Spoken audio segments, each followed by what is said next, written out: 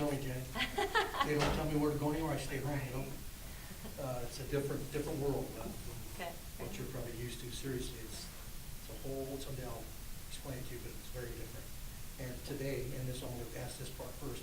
I mean, I'm here not to do a quote game story. I'm here to do a story on this environment, this atmosphere Okay. that these kids create, stuff, and Sure. they'll be parts of the game. Have you ever coached, or did you ever play in front of something like that, being your first year here? Here, no, but yeah, everywhere I've been, there's been kids stay. Oh, there has been? Oh, so you're kind of used to what that brings. Oh, without a doubt. Yeah, and I think the energy's great, you know? It's great for I told my team before the game, I said, you know, there's little eyes upon you. And there's a poem that I really like, and it's called The Little Eyes Upon You. Oh, wow. And it's talking about they're watching you. They're watching every move you make, everything you do. And I said, win or lose, it doesn't matter. You have people that are looking up to you. You're role models to these young people. And I don't think that message has changed from a win or a loss. They're still great role models to these young people that came to watch this game today. Cool. Let's get to the game now.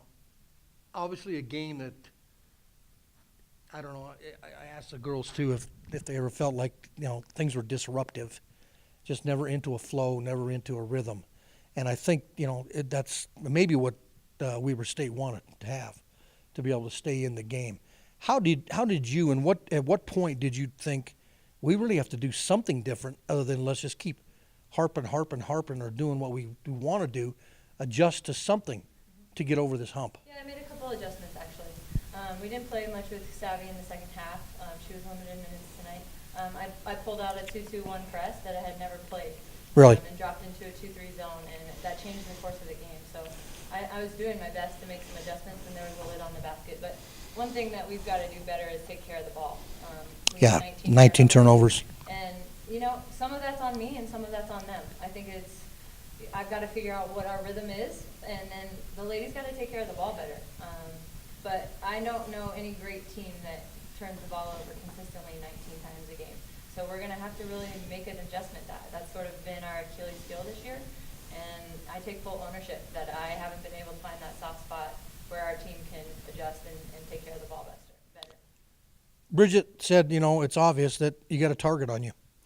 And, you know, I guess the way the season starts, you're the defending champions, yada, yada. There's a target on you from the beginning. And this team, in its own way, whether it's been a great performance, an average performance, you know, or whatever, has found a way to still get the W in the win column in conference games. You know, other than the other night when just a horrible shooting night, and again tonight, bad shooting night.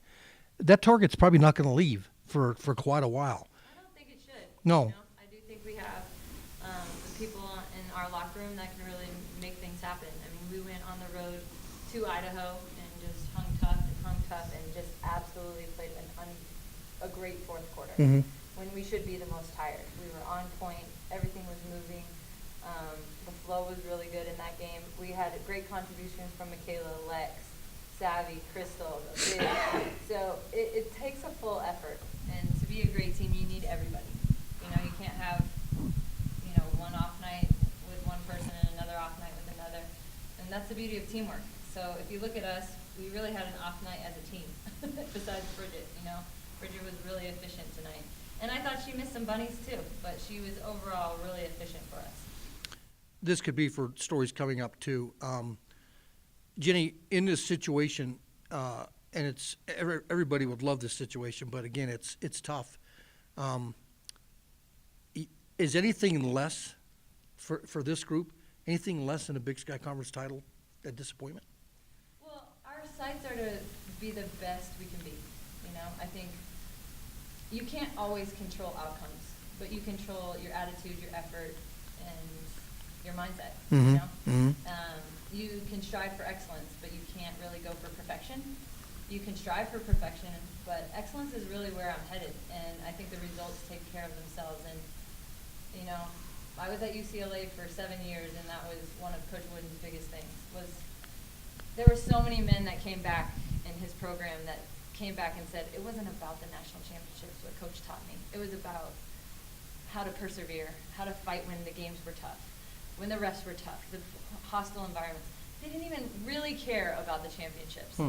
And if you really are a great coach, you're going to leave a legacy, and they'll be synonymous one day. But the most important thing is that they strive for excellence and to be the best versions of themselves, and that's really my goal. And I think everything else will take care of itself. You're home again this weekend, which is obviously nice. I mean, this team, I think I read or listened to something that said,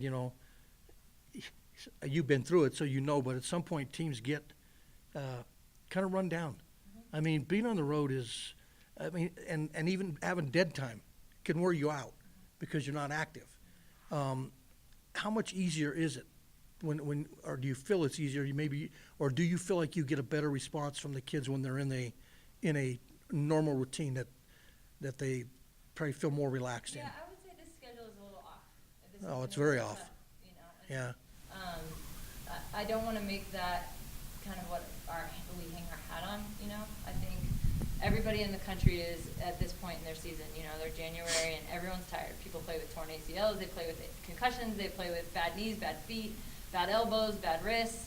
And so I don't think we're in a different boat than anybody else. I think it's like, how are we going to be the best with what we've got? And maybe I do have to figure that out. Today we didn't have a shoot around because I wanted us to rest. Oh, is that right? We got on a 4:30 flight on Sunday, and the next day I looked in my players' eyes and they were dead tired. Yeah.